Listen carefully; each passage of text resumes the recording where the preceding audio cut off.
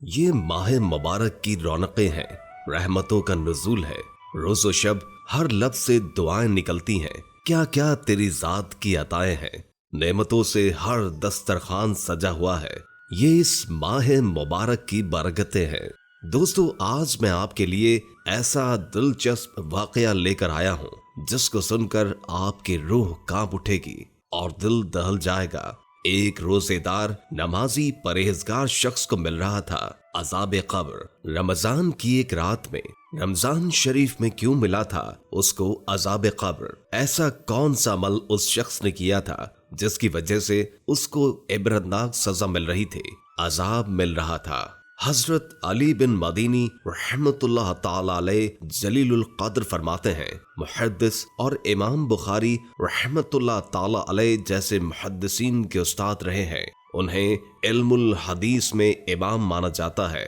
وہ فرماتے ہیں کہ میرے والد صاحب کا انتقال ہو گیا اور میں اللہ کے فضل و کرم سے قرآن حافظ ہو گیا۔ میرا یہ معمول تھا کہ روز ان کی قبر پر جا کر فاتحہ خوانی کیا کرتا تھا اور تلاوت قرآن یعنی ایصال ثواب کرنا میرا روز کا معمول تھا، اور کبھی اس میں نے ناغہ نہیں کیا تھا۔ ایک مرتبہ رمضان شریف کا مہینہ تھا، رمضان شریف کی ایک شب جو کہ بہت بابرکت تھی۔ سحری کھا کر فجر کی نماز سے فارغ ہونے کے بعد تلاوت کر رہا تھا۔ میں ذوق و شوق سے ابھی تلاوت کر ہی رہا تھا کہ مجھے قبر سے شدید درد بھری آواز آئی، جیسے کہ کوئی چیخ رہا ہو۔ میں نے پہلی مرتبہ یہ آواز سنی تو میں خوف زدہ ہو گیا اور ادھر ادھر دیکھنے لگا۔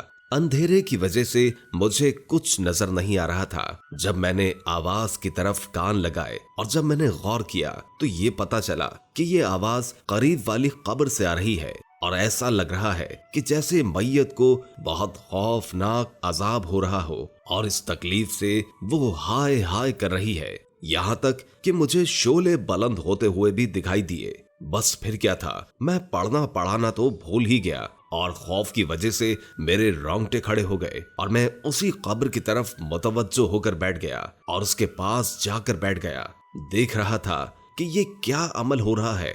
میں پریشان ہوا یہ سوچ کر کہ رمضان کریم کے مہینے میں اس قبر پر عذاب ہو رہا ہے، تو ایسا کون سا گناہ اس شخص نے کیا ہوگا جو رمضان کی بابرکت رات میں، بابرکت شب میں اس پر عذاب ہو رہا ہے۔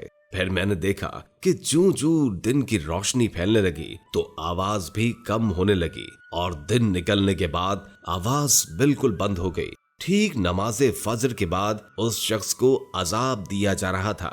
جب لوگوں نے آنا جانا شروع کر دیا تو وہاں سے ایک شخص گزر رہا تھا جو کہ میری جان پہچان کا تھا۔ میں نے اسے مخاطب کیا اور کہا، بھائی جان ذرا ادھر آئیے گا، میری بات سنیے گا، مجھے ایک بات بتائیے، یہ جو میرے والد صاحب کی قبر ہے اس کے پاس ایک اور قبر بنی ہوئی ہے، یہ کس شخص کی ہے؟ کیونکہ یہ شخص بہت ہی خطرناک سزا میں مبتلا ہے۔ کون ہے یہ شخص؟ اور جب اس نے اس شخص کا نام لیا تو اس شخص کو میں بھی جانتا تھا اور وہ بھی جانتا تھا، اور یہ جان کر مزید حیرت ہوئی کہ وہ میرے ہی محلے میں رہتا تھا، بہت پکا اور پختہ نمازی تھا، 5 وقت کی نماز با جماعت پڑھا کرتا تھا اور صف اول میں کھڑا ہو کر ادا کیا کرتا تھا، اور سب سے پہلے مسجد وہی شخص پہنچتا تھا۔ وہ انتہائی کم گو تھا، بہت کم باتیں کیا کرتا تھا، انتہائی شریف آدمی تھا اور کسی کے معاملات میں داخل نہیں دیتا تھا۔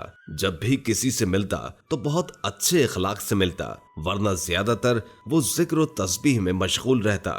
جب میں اس کو پہچان گیا تو مجھ کو یہ بات بہت گرا گزری، یعنی مجھے شدید حیرت کا جھٹکا لگا کہ اتنا نیک دل شخص، نیک آدمی، اور اس پر یہ عذاب، اور رمضان کی بابرکت رات میں اتنا بھیانک عذاب کہ آگ کے شعلے بلند ہو رہے ہیں، اور مسلسل فجر کی نماز کے بعد سے آذان کے بعد تک، اور انتہائی خطرناک درد بھری آواز جیسے کہ اندر سے اسے سانپ بچھو ڈنک مار رہے ہو، اور اسے بہت سخت طریقے سے شدت والی سزا دی جا رہی ہے۔ میرے دل میں اچانک خیال آیا کہ مجھے یہ بات جاننے کی کوشش کرنی چاہیے کہ اس سے ایسا کون سا عمل ہو گیا ہے۔ میں نے سوچا کہ اس کی تحقیق کرنی چاہیے کہ اس سے کون سا گناہ سرزد ہو گیا کہ جس کی وجہ سے اس کو یہ خطرناک عذاب ہو رہا ہے۔ चुनाचे मैं मोहल्ले गया और उसके हम असर लोगों यानी कि उसके साथ के लोगों से पूछा कि फला शख्स तो बड़ा नेक नमाजी और रोजेदार था, मैंने उसे अजाब कब्र में मुब्तला देखा, इसकी क्या वजह है? उन्होंने बताया, वैसे तो वो बड़ा नेक दिल, इबादत गुजार और रमजान के रोजे रखने वाला था।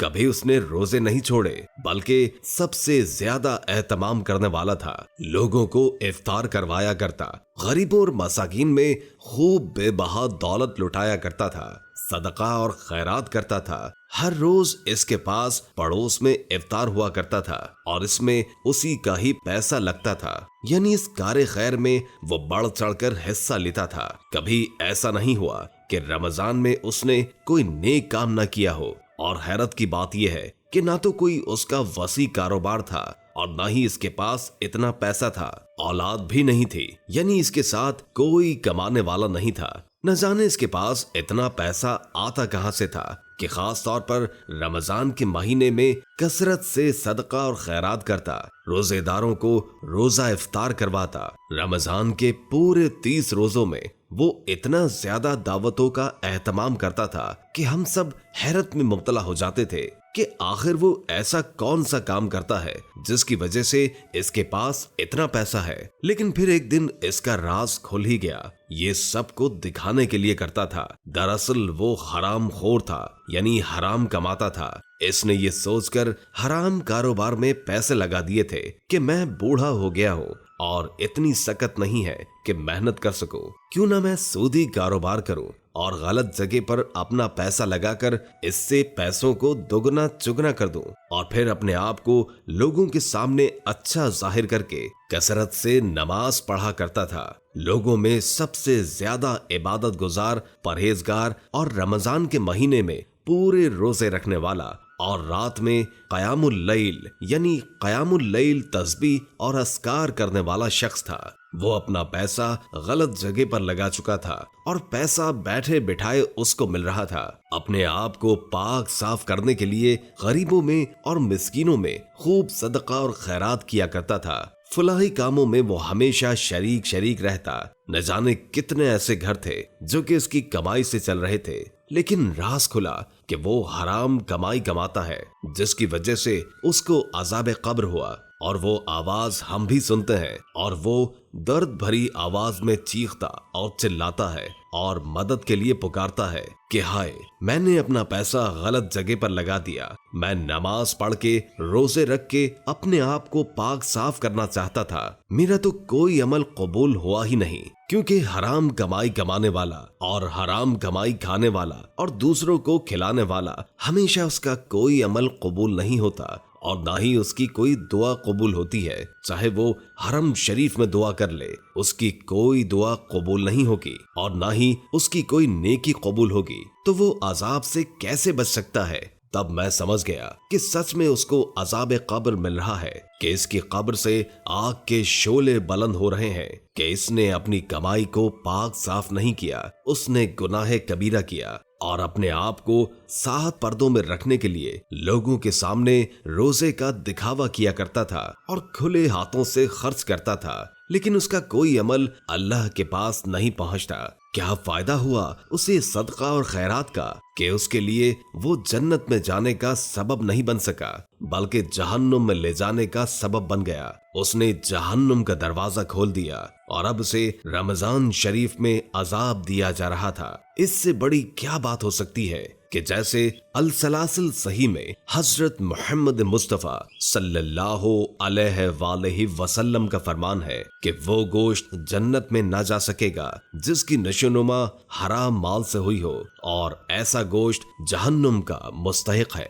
नबी करीम सल्लल्लाहु अलैहि वसल्लम ने मेराज की रात ऐसे लोगों को देखा जिनके पेट कमरे की मानंद थे और उसमें सांप भरे हुए थे कि बाहर से नजर आ रहे थे।